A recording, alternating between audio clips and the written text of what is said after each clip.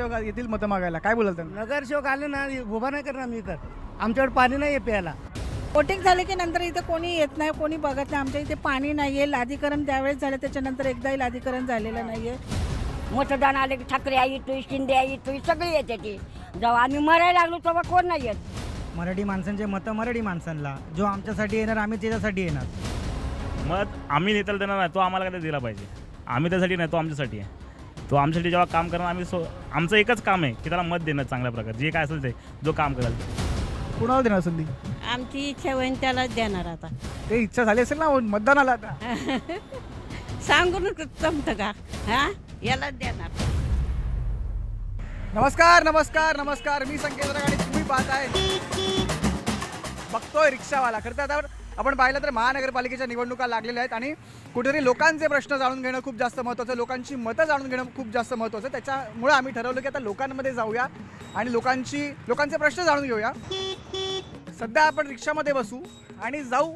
आता विचार करतो आपण कुर्ल्याला जाऊ आज आणि कुर्ल्यातल्या लोकांच्या मनात काय हे जाणून घेण्याचा प्रयत्न करू. तर चला माझ्यासोबत.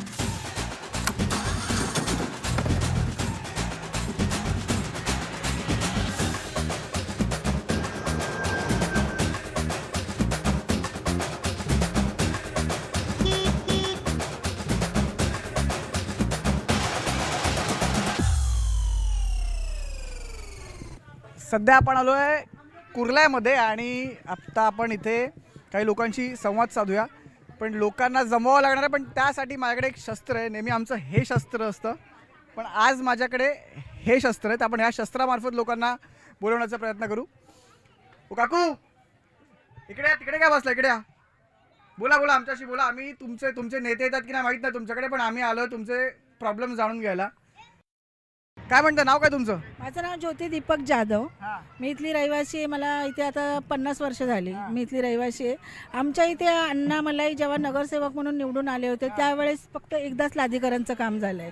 त्याच्यानंतर इथे कोणीही येत नाही, कोणी डुंकून बघत नाही. आमच्याकडे पाणी नाही. आता कोण नगरसेवक कोण होता? आता नगरसेवक आता तर सध्या कोणी नाहीच आहे. आता मागच्या वेळेला जे इलेक्शन झाले होते तेव्हा कोण होते?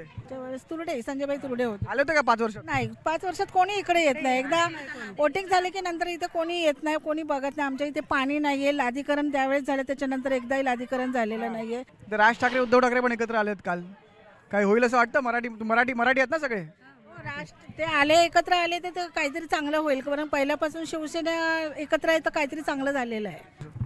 शिंदेसाहेब आपले चांगले आहेत. आपले सगळ्या बहिणींसाठी त्यांनी एवढं केलंय आपल्या. मग काय काय म्हाताऱ्या बाया ठुल्यात त्या लाद्या काम करून खातेत आणि तरण्या बायांना पैसे चालू केले. हे काय चांगलं आहे का? अरे पेन्शन लावा म्हाताऱ्या बायांना तर फायदा आहे. तुम्ही नाराज आहात शिंदेवरती? मग माझं बी आडनाव शिंदे, गंगूबाई शिंदे. काय करायचं त्या शिंद्याला? नगरसेवक कुठे आहेत मग तुमचे? नगरसेवक आता सध्या आता होईल ना. नाही माझे जे होते भले आता पोलीस काय नाही गेले. आता जे भेटतं तुम्ही जाऊन विचारलं ना त्यांना का नाही केलं, का नाही आलं? 5 वर्षात दिसले होते का? कोण नाही दिसले. आता सर्व येणार. आता सर्व येणार आहे आणि आता सर्व कामं पण व्हायला लागले. थोडे होतात ते, थोडे नाही होते. माणसं बघून इथे कामं करतात ते. आपल्याला ते नाही पाहिजे. एकत्र येऊन कामं करा बस. आता आले मत मागायला की काय बोलाल त्यांना? आम्ही हेच बोलणार, कामं करून द्या. आमचे एकत्र पाहिजे ना आम्हाला. असं नाही की अर्धे गेले तर अर्धे इथे राहणार, असं नको आम्हाला. तुम्ही इतकी वर्ष राजकारण पाहिलंय, काय वाटतं कुणाची सत्ता येईल? फडणवीस, शिंदे साहेब, ठाकरे साहेब? ही 17 जण येते ते. मतदान आले की ठाकरे आई तू शिंदे आई तू सगळी येते ती. जेव्हा आम्ही मरायला लागलो तेव्हा कोण नाही येत. मग काय करायचं मग आपण आता? काय करायचं म्हणजे? काय करायचं आता? हायची चाललंय ती बरंच चाललंय. आता काय करायचं त्याला? तुम्हाला राग येत नाही का? कसला राग येतो त्याला? काय करायचं? बळ नाही ना. राग मस्त येतोय.